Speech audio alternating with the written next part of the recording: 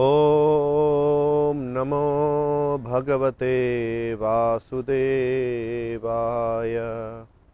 ॐ नमो भगवते वासुदेवाय। ॐ नमो भगवते वासुदेवाय। नारायणं नमस्कृत्य नरं चैव नरोत्तमं देवीं सरस्वतीं व्यासं ततो जयमुदीरयेत्। नष्टप्रायेषु अभद्रेषु नित्यं भागवत सेवया भगवती उत्तमश्लोके भक्तिर्भवति नैष्ठिकी। कृष्णाय वासुदेवाय देवकीनन्दनाय च नन्दगोपकुमाराय गोविन्दाय नमो नमः। हरे कृष्णा। श्रीमद् भागवतम स्कंद 10 अध्याय 1 श्लोक क्रमांक 21। गिरं समाधौ गगने समीरिताम् निशम्य वेदास्त्रिदशामुवाचः। गां पौरुषीं मे शृणुतामरा पुनः विधीयताम् आश्रु तथैव माचिरम्। Translation and purport by His Divine Grace A.C. Bhaktivedanta Swami Srila Prabhupada. While in trance, Lord Brahma heard the words of Lord Vishnu vibrating in the sky. Thus, he told the demigods, O demigods, hear from me the order of Kshirodakshai Vishnu, the Supreme Person, and execute it attentively without delay. Purport. It appears that the words of the Supreme Personality of Godhead can be heard in trance by competent persons. Modern science gives us telephone by which one can hear sound vibrations from a distant place. Similarly, although other persons cannot hear the words of Lord Vishnu, Lord Brahma is able to hear the Lord's words within himself. This is confirmed in the beginning of Srimad Bhagavatam. Tene Brahma Hridaya Adi Kaviye Muhyanti Yat Suraya. Adi Kavi is Lord Brahma. In the beginning of the creation, Lord Brahma received the instructions of Vedic knowledge from Lord Vishnu through the medium of heart, Hridaya. The same principle is confirmed herewith. While Brahma was in trance, he was able to hear the words of Kshirodakshai Vishnu, and he carried the Lord's message to the demigods. Similarly, in the beginning, Brahma first received the Vedic knowledge from the Supreme Personality of Godhead through the core of the heart. In both instances, the same process was used in transmitting the message to Lord Brahma. In other words, although Lord Vishnu was invisible even to Lord Brahma could hear Lord Vishnu's words through the heart. The Supreme Personality of Godhead is invisible even to Lord Brahma, yet he descends to this earth and becomes visible to people in general. This is certainly an act of his causeless mercy. But fools and non-devotees think that Krishna is an ordinary historical person. Because they think that the Lord is an ordinary person like them, they are described as mudhas, avajananti mam mudha. The causeless mercy of the Supreme Personality of Godhead is neglected by such demoniac persons who cannot understand the instructions of Bhagavad Gita, who therefore misinterpreted them.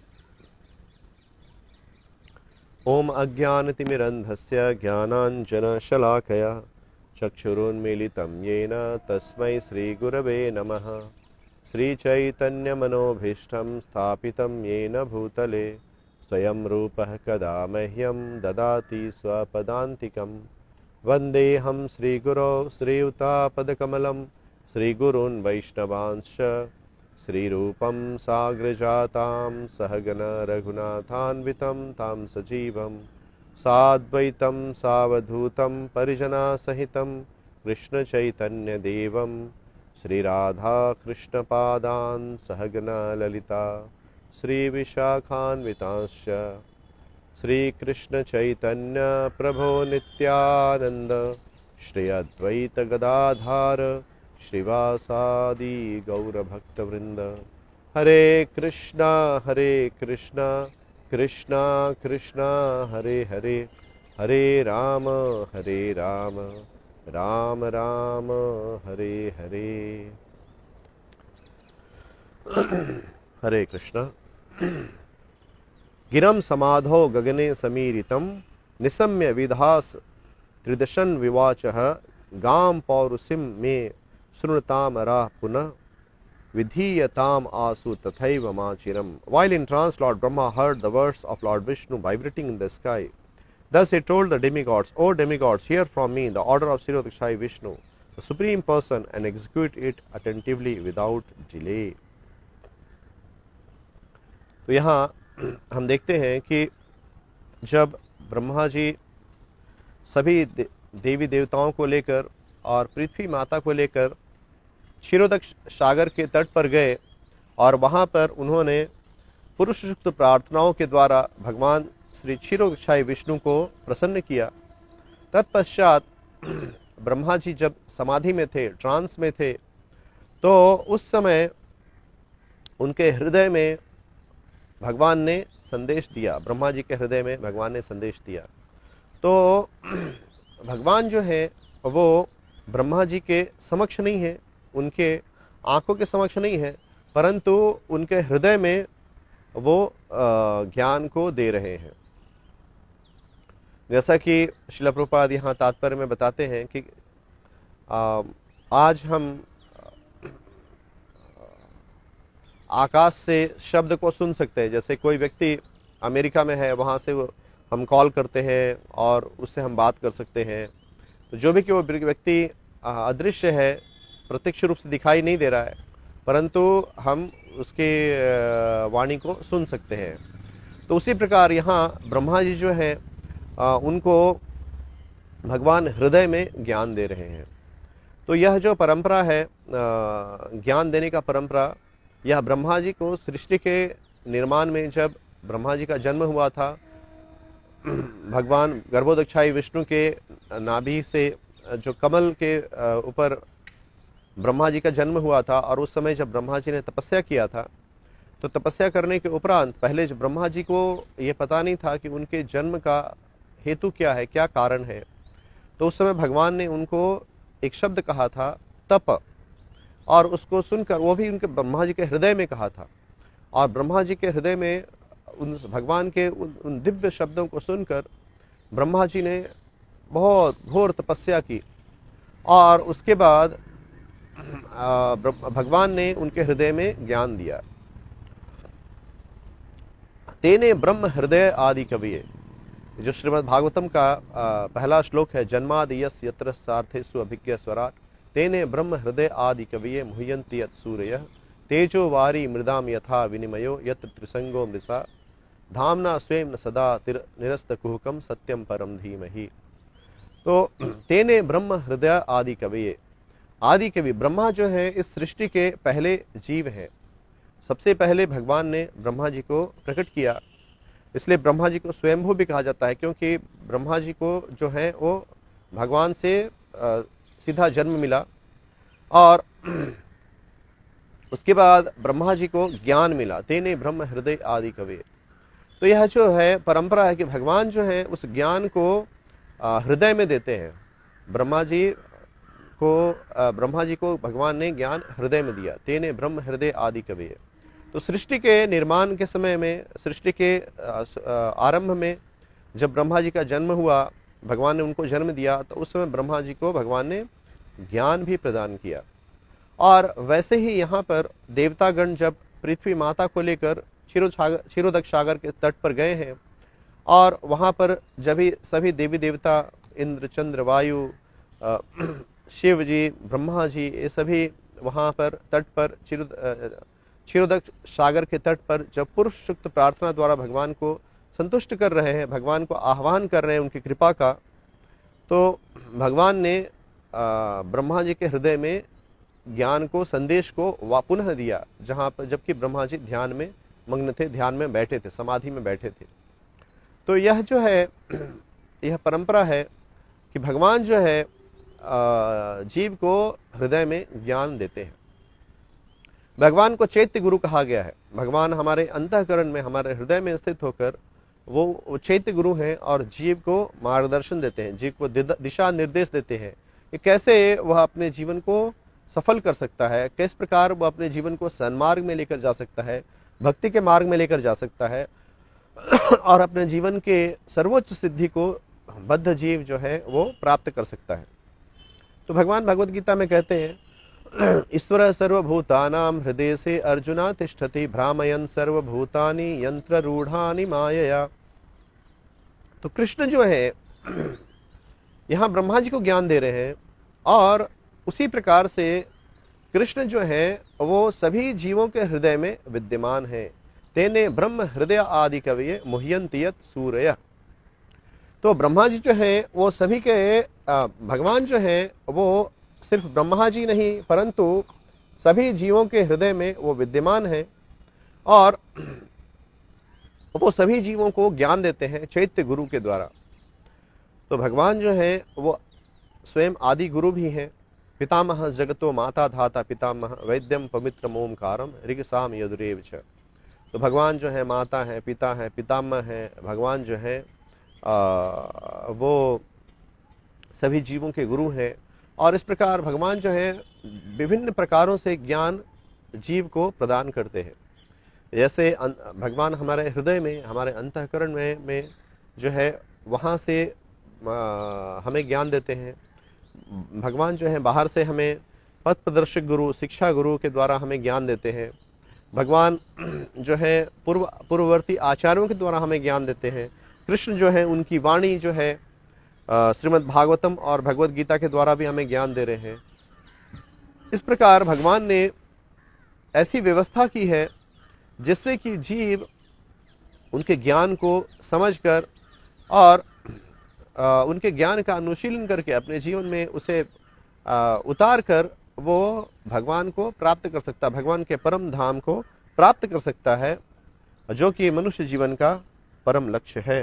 तो यहाँ हम देखते हैं कि भगवान जो है वो ब्रह्मा जी के समक्ष नहीं है, ब्रह्मा जी के आंखों के समक्ष नहीं है, पर वो क्षीरोदक सागर में वहां भगवान जो है वो लेटे हैं और वहां से ब्रह्मा जी के हृदय में ज्ञान दे रहे हैं और ब्रह्मा जी उस ज्ञान को,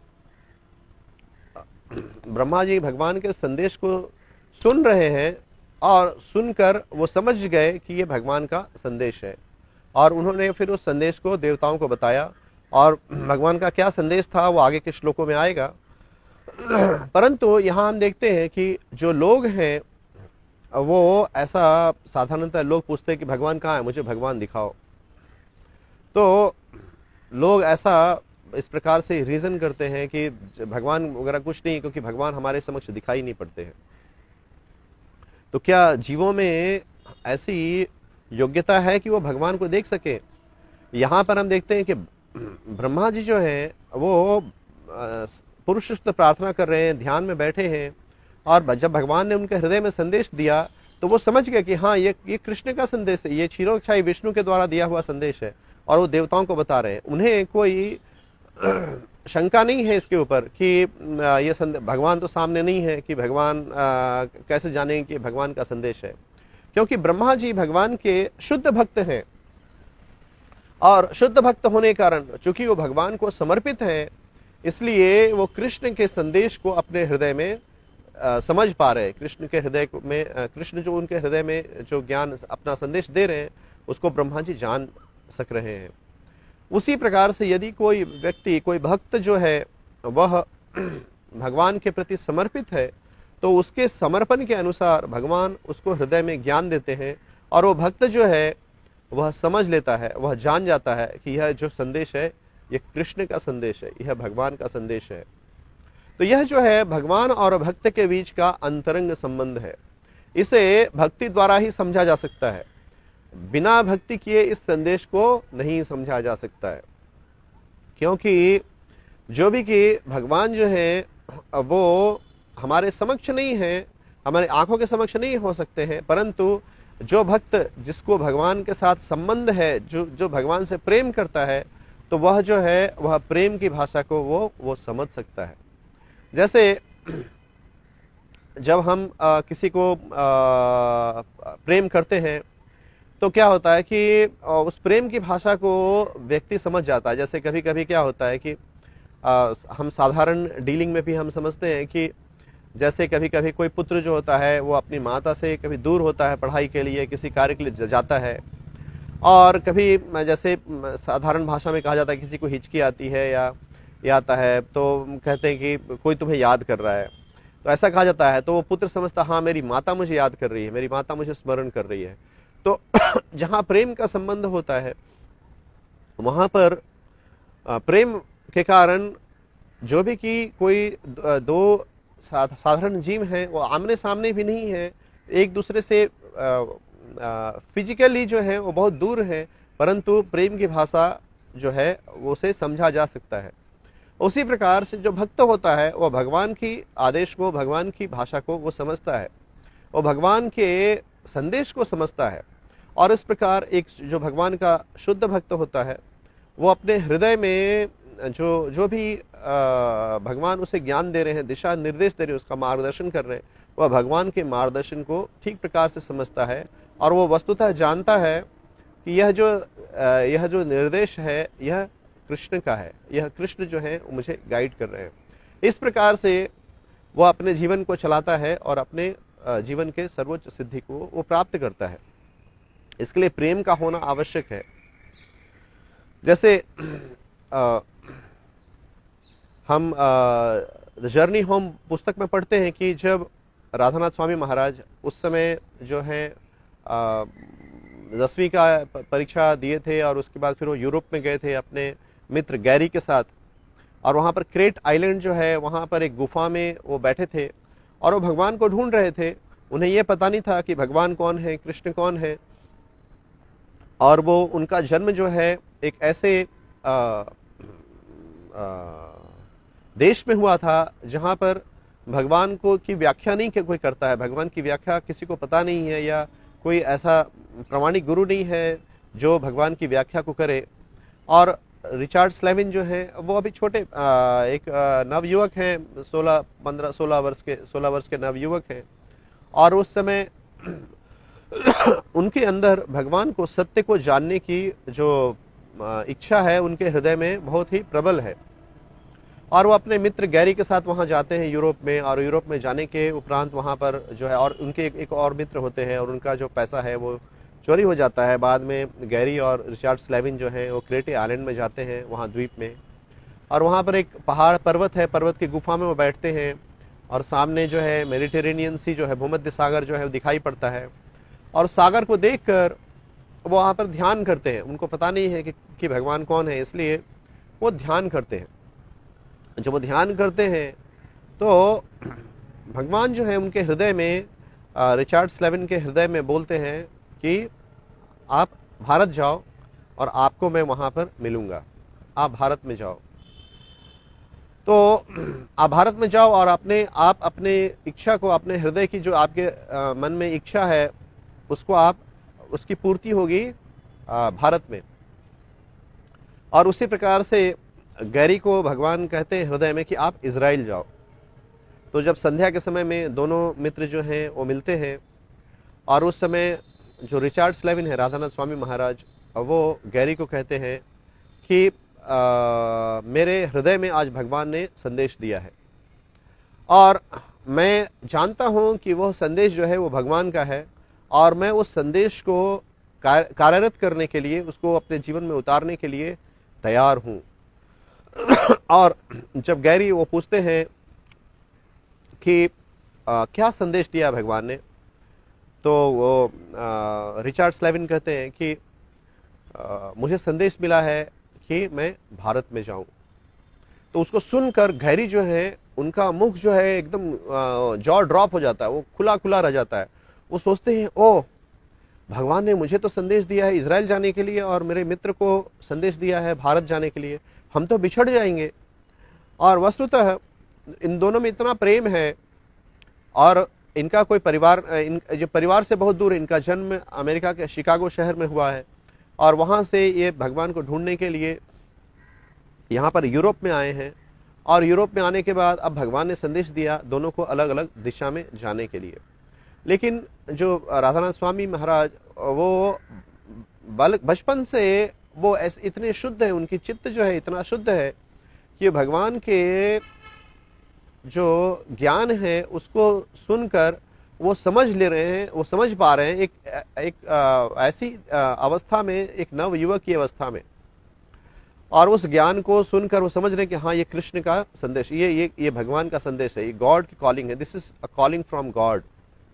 और उसको बिल्कुल निष्ठावान है, उसको एग्जीक्यूट करने के लिए, उसको पालन करने के लिए निष्ठावान है।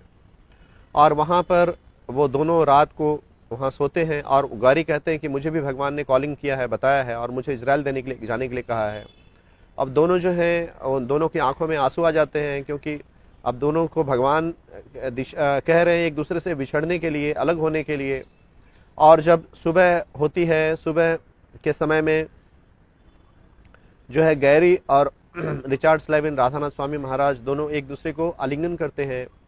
और रिचर्ड स्लेविन कहते हैं कि ये कॉलिंग भगवान का है, इसलिए हम इसको पालन करने के लिए तैयार हैं और यदि भगवान की इच्छा होगी तो हम अवश्य मिलेंगे। और ऐसा कह के दोनों एक जो है गैरी जो है वो रिचर्ड स्लेविन के पास जाते हैं, साथ जाते हैं बस स्टॉप पर, और बस जो है वहाँ से एक जगह पर लेके जाती है। और उस बस स्टॉप में रिचर्ड स्लेविन और गैरी जो है वो एक दूसरे को वापस आलिंगन करते हैं और वहाँ से वो सेपरेट होने लगते हैं। रिचर्ड स्लेविन जो है वो बस में बैठते हैं और इस प्रकार से एक कथा जो है बहुत ही सुंदर मनमोहक कथा है, जिसको हम द जर्नी होम तिरशाद पथिक जो है उसमें हम महाराज की बायोग्राफी को, स्टोरी को बहुत ही रोचक है, इसको हम पढ़ सकते हैं और सभी भक्तों को इसको पढ़ना चाहिए। तो यह जो है जीव जब अपनी विशुद्ध अवस्था में होता है, जब उसकी चेतना निर्मल होती है, जब उसकी चेतना शुद्ध होती है, जब वह संसार के वासनाओं को भोगने का इच्छा नहीं करता है, परंतु वह भगवान को जानने की जिज्ञासा करता है, सत्य को जानने की जिज्ञासा करता है, तो भगवान उसके हृदय में उसे मार्गदर्शन देते हैं, निर्देश देते हैं। और तब वह जीव जो है वो समझ जाता है कि यह निर्देश जो है यह कृष्ण से आया है, यह भगवान का निर्देश है। और जो वो व्यक्ति भगवान के साथ जिनका जो संबंध टूट गया है, उसको संबंध को जोड़ने के लिए प्रयासरत नहीं है, जो साधना में संलग्न नहीं है, जिनका हृदय निर्मल नहीं है, वो भगवान उनके हृदय में भी संदेश देते हैं, परंतु उस संदेश को, उस आवाज को वो सुन नहीं पाते हैं, उस आवाज को वो समझ नहीं पाते हैं। ऐसा अनुभव बहुत सारे भक्तों के जीवन में हुआ है। मैं कल एक पुस्तक पढ़ रहा था, गुरु स्मरणम, जो वृंदावन प्रभु ने लिखा है। तो वृंदावन प्रभु बताते हैं, वो अपनी कथा को अपने जो उनके राधानाथ स्वामी महाराज के साथ, जो उनके गुरुदेव के साथ जो भी इंस्टेंसेस हुए थे, तो उसको वो पुस्तक में लिखे हैं। तो एक बार क्या हुआ था कि वृंदावन प्रभु यहाँ चौपाटी मंदिर में रह रहे थे और उस समय कलयुग है, कलयुग में जो है वातावरण कठिन होता है और ऐसा नहीं होता कि हम भक्ति भी कर रहे हैं, हम सेवा भी कर रहे हैं तो हर जगह से हमें प्रशंसा मिली, कभी कभी आलोचना मिलता है, कभी कभी हमें डांट मिलता है। तो ये सारे कष्ट जो हैं हमारे जीवन में आते हैं, भक्ति में जीवन में भी आते हैं, परंतु एक भक्त जो है उसको चाहिए कि इन सभी चीज़ों से विचलित ना हो और इन सभी कष्ट के उपरांत भी वह भगवान की सेवा में लगनता पूर्वक वो संलग्न रहे। एक बार वृंदावन प्रभु जो है वो बहुत जो है कष्ट में थे, सब जगह से आलोचना हो रही थी, सेवा करने का प्रयास कर रहे थे। तो उनको लगा कि ये जो है मेरा जीवन जो है वह अच्छा नहीं है, क्योंकि मैं कुछ सेवा नहीं कर पा रहा हूँ अपने गुरु महाराज की, मैं जो सेवा कर रहा हूँ वो भी मैं ठीक से नहीं कर पा रहा हूँ, तो मुझे इस जीवन को त्याग देना चाहिए, अच्छा ये होगा। तो ऐसा वो मन में सोच रहे थे कि मैं ऐसा करूँगा कि जो है दोपहर के समय में मैं समुद्र में जाऊँगा और समुद्र में कूद कर अपना देह त्याग कर दूंगा। ये भक्तों के साथ ऐसा जो व्यवहार हो रहा है ये मुझसे सहन नहीं हो रहा है।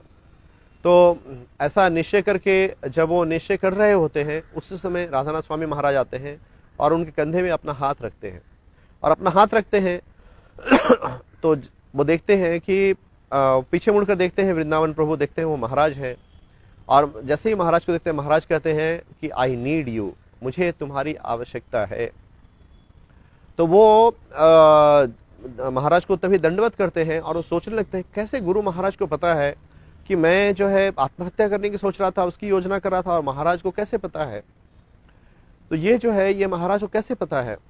तो ये जो है ये गुरु है, गुरु जो है होते हैं उनको अपने शिष्य के हृदय की जो संवेदनाएं होती हैं उसका आभास होता है, और गुरु जो है इसी प्रकार से संदेश देते हैं जिससे कि शिष्य जो है वह अपने आध्यात्मिक जीवन में प्रगति कर सके और अपने जीवन की सर्वोच्च सिद्धि को प्राप्त कर सके। यह प्रामाणिक गुरु का कार्य है। तो यहाँ पर हम देखते हैं कि किस प्रकार से गुरुदेव जी ने वृंदावन प्रभु की रक्षा की, और इस प्रकार गुरुदेव के वाक्य को सुनकर उनके हृदय में वापस नई स्फूर्ति आई और उन्होंने अपना सेवा वापस प्रारंभ किया। तो यह जो है यह भगवान की कृपा है कि भगवान हमारे समक्ष ना होकर भी हमारे हृदय में जो है वो स्थित हैं। ईश्वर सर्वभूतानां हृदय से अर्जुना तिष्ठति भ्रामयन सर्वभूतानि यंत्र रूढ़ानी माया। तो जो जीव हैं जो भ्रमण कर रहे हैं 84 लाख योनियों में इस संसार में निरंतर भ्रमण कर रहे हैं, भगवान उनके हृदय में विद्यमान होकर उन्हें ज्ञान देते हैं, उनको वो दिशा निर्देश देते हैं। परंतु जो भक्त भगवान के साथ समन्वय में है, जो भगवान की साधना को कर रहा है, जो भगवान के साथ युक्त है, जिसका संबंध भगवान से है, तो भगवान जो है उसे सततम कीर्तयन्तो माम यतश्च दृढ़वता नमस्यन्ते माम भक्ता नित्य युक्ता उपासते। तो वो भगवान जो है उनको हृदय में वो ज्ञान देते हैं, और उस ज्ञान को पाकर जीव जो है एक भक्त जो है वो समझ जाता है कि भगवान की क्या इच्छा है और मैं कृष्ण की इच्छा को कैसे पूर्ण करूं। ये भगवान की जो है भगवान सभी जीवों के हृदय में विद्यमान है, यह भगवान की कृपा है। तो यह तो भगवान की कृपा है, साथ ही साथ कृष्ण जो है वो ना सिर्फ हमारे हृदय में विद्यमान है, जीव के हृदय में अवस्थित है, परंतु कृष्ण जो है वो प्रकट भी होते हैं, जीव के समक्ष प्रकट भी होते हैं। भगवान ने जो है वह भगवान की और कृपा है, अहेतु की कृपा है। भगवान अपने अहेतु की कृपा द्वारा इस संसार में प्रकट होते हैं और जीवों के समक्ष, उनकी आंखों के समक्ष प्रकट होते हैं।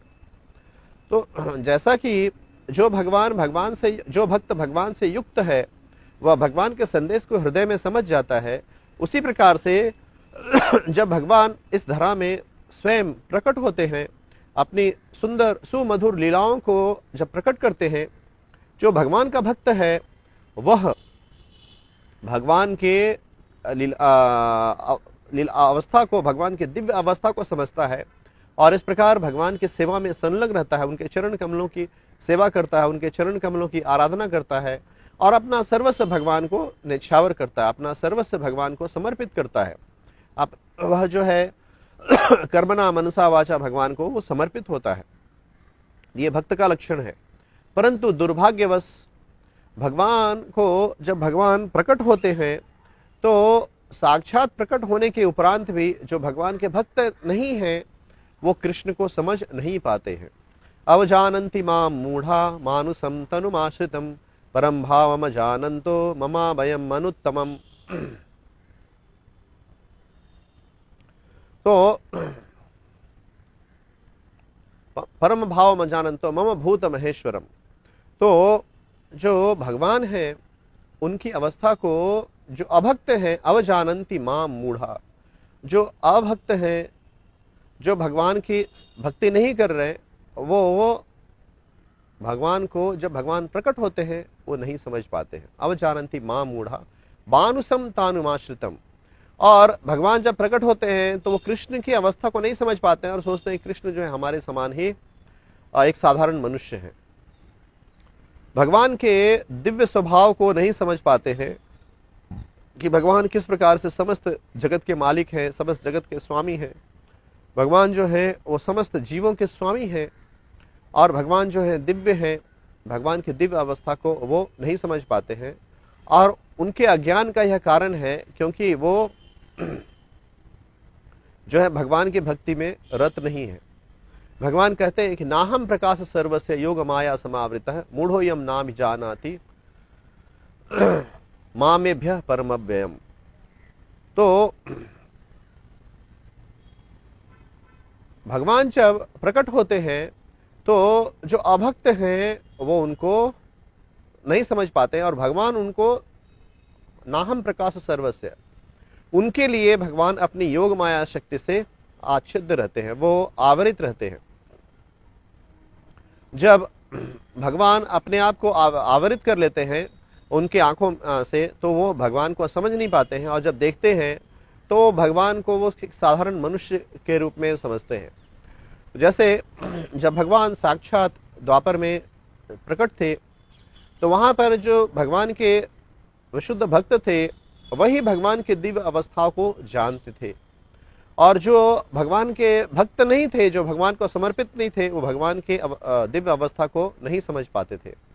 जैसे भगवान ने अपना विराट रूप दुर्योधन को भी दिखाया और भगवान ने अपना विराट रूप अर्जुन को भी दिखाया और दुर्योधन को भी दिखाया। तो जब अर्जुन को दिखाया तो अर्जुन हाथ जोड़कर भगवान से प्रार्थना करने लगे और क्षमा याचना करने लगे कि हे यादव, हे सखेती, बिहार सैया सन भोजनेशु, मैंने आपका इतना अपराध किया है, मैंने आपसे दोस्त मित्र समझकर कभी बात की है, कभी धृष्टता की है। और जिस प्रकार माता जो है, आप मेरे माता पिता हो, जिस प्रकार माता पिता जो हैं अपने बालक के अपराध को क्षमा कर देते हैं, मित्र अपने मित्र की धृष्टता को क्षमा करता है, उसी प्रकार से हे देवेश, हे जगन निवास, आप मुझे क्षमा कीजिए। और इस प्रकार जो है अर्जुन जो है भगवान को समर्पित कर रहे हैं और भगवान को कह रहे हैं परम ब्रह्म परम धाम पवित्रम परमम भवाम पुरुषम शाश्वतम दिव्यम आदि देवम अजम विभुम। और कह रहे हैं आप परम पुरुष हो, आप परम धाम हो, आप आदि पुरुष हो। इस प्रकार भगवान की स्तुति कर रहे हैं अर्जुन। परंतु इसी प्रकार के दृश्य को, भगवान के विराट रूप के को देखकर जब दुर्योधन ने देखा तो दुर्योधन ने सोचने लगा, दुर्योधन जो है वह बड़ा ही कनिंग व्यक्ति है। वो क्या सोचता है कि मैं भगवान को जो है भौतिक रूप से भगवान को अपने तरफ कर लूंगा, भौतिक प्रलोभन देके अपने तरफ भगवान को ध्यान को अपने तरफ कर लूंगा, उनकी कृपा को अपनी तरफ कर लूंगा।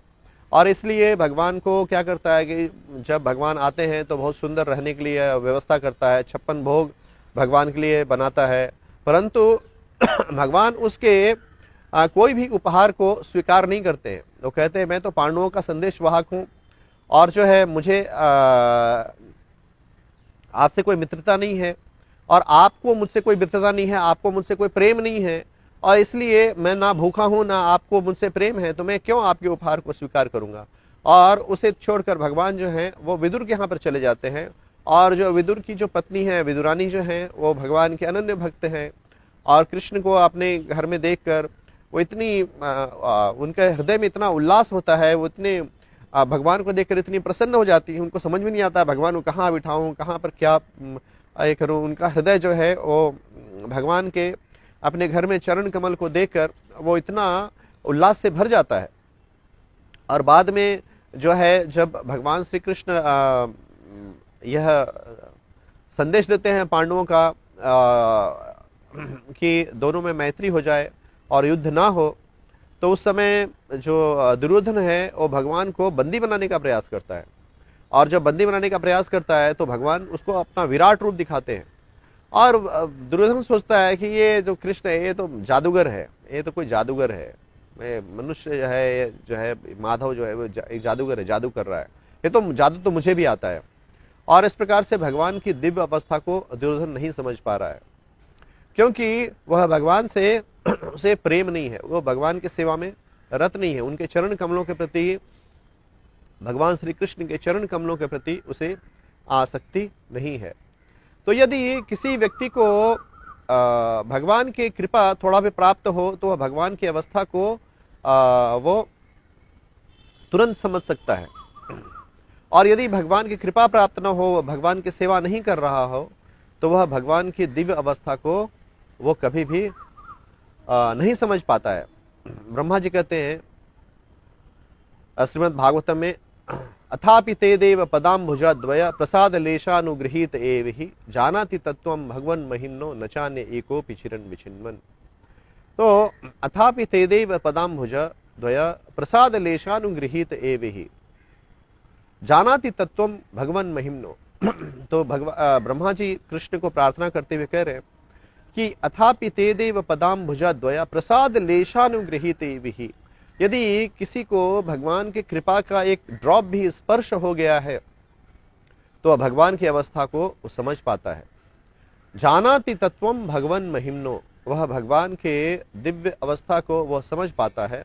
न चान्य एकोपि चिरन् विचिन्वन्, और यदि कोई व्यक्ति चिरकाल तक भी यदि भगवान को अपने मन को मनोबल से वो जानने का प्रयास करे तो वह जो है वह भगवान को कभी भी नहीं समझ सकता है, वो नहीं जान सकता है।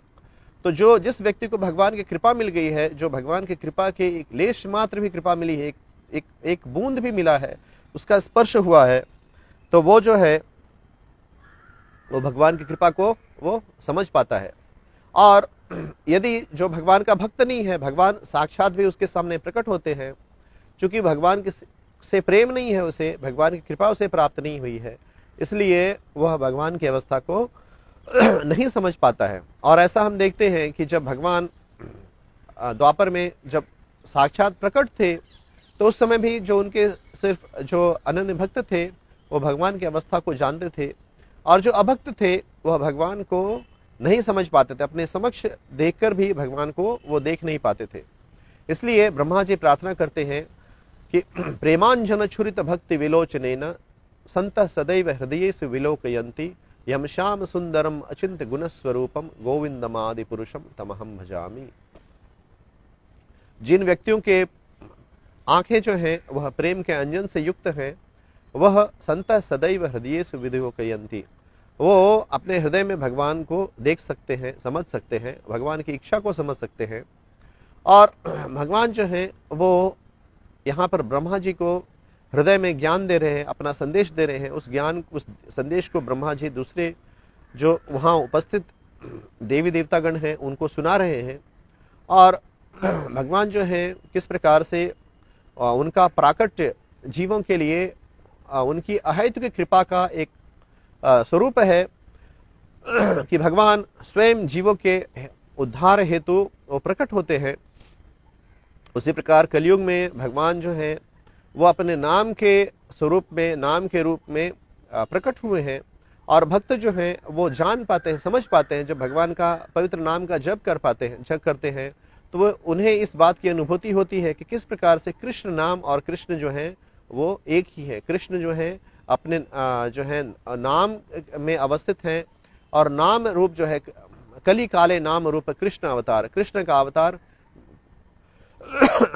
कृष्ण नाम में हुआ है। नाम चिंतामणि कृष्ण चैतन्य रस विग्रह पूर्ण शुद्धो नित्य मुक्तो अभिनत्व नाम नामिनः। तो नाम और नामी जो है वो एक ही है। ये भक्त जो है उसको कृष्ण नाम की अनुभूति होती है। और इस प्रकार से जब जो है जो एक साधक भक्त होता है, भगवान के इस स्वरूप को, नाम के स्वरूप को समझकर, जानकर, उसकी अनुभूति करके वह निरंतर कृष्ण के नाम को लेने में वो निरंतर रत रहता है। हरे कृष्णा कृष्णा कृष्णा हरे हरे, हरे राम राम राम हरे हरे। यहाँ हम विराम देते हैं। हरे कृष्णा।